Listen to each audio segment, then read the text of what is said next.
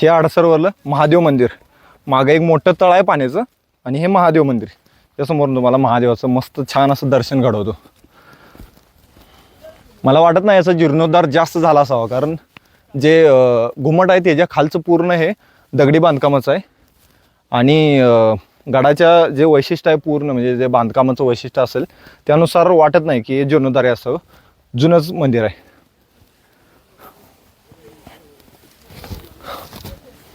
नंदी महाराज बघा किती सुंदर आहेत, कलर काम केलंय, बाकी काय नाही. खूप सुंदर असं मंदिर आहे. आतमध्ये 2-3 प्रकारचं म्हणजे आपले वेगळं देवस्थान आहेत. या तुम्हाला दाखवतो. वरती गणपती आहे, खाली पण ती आपण पाय ठेवून जातो ती मूर्ती आहे. गणपतीचं दर्शन घेऊन आपण आत जाऊ.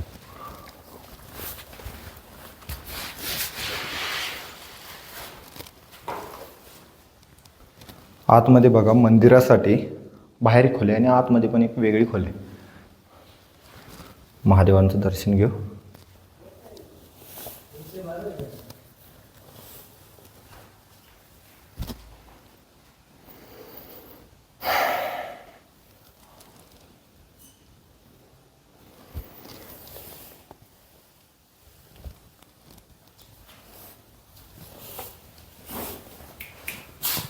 गडावरील जी मंदिरं होती आजूबाजूला पूर्ण गडावरती, तिथल्या बहुतांश मंदिर हे जमीनदोस्त झालेत. म्हणजे आता त्यांचा पाया असेल शिल्लक, पण त्या मंदिरातल्या ज्या मूर्ती होत्या त्या या जे सुस्थितीत मंदिर आहे त्या मंदिरामध्ये आणल्या गेल्या असं सांगतात.